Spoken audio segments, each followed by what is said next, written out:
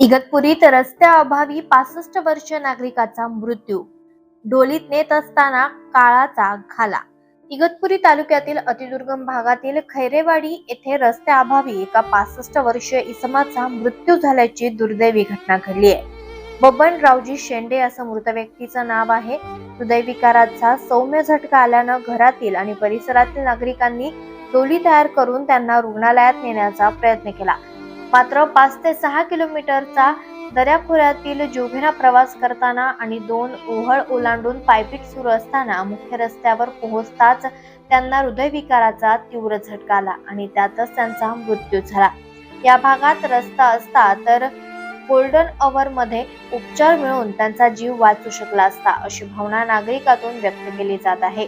खैरेवाडी परिसरात गेल्या अनेक वर्षांपासून रस्त्याची सुविधा उपलब्ध नाहीये.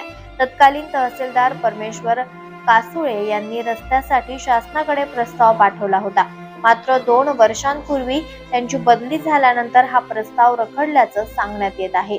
पावसाळ्यात विद्यार्थ्यांना शिक्षणासाठी तसेच रुग्णांना उपचारासाठी जोडीतून किंवा डोलीतून नेलं जातं. हा प्रवास अत्यंत जीवघेणा ठरत आहे.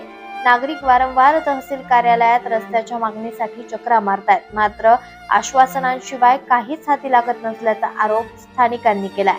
आदिवासी बहुल मतदारसंघ असूनही आणि आदिवासी आमदार असतानाही आजही आदिवासी बांधव मूलभूत सुविधांपासून वंचित असल्याचं वास्तव या घटनेतून पुन्हा एकदा समोर आलंय.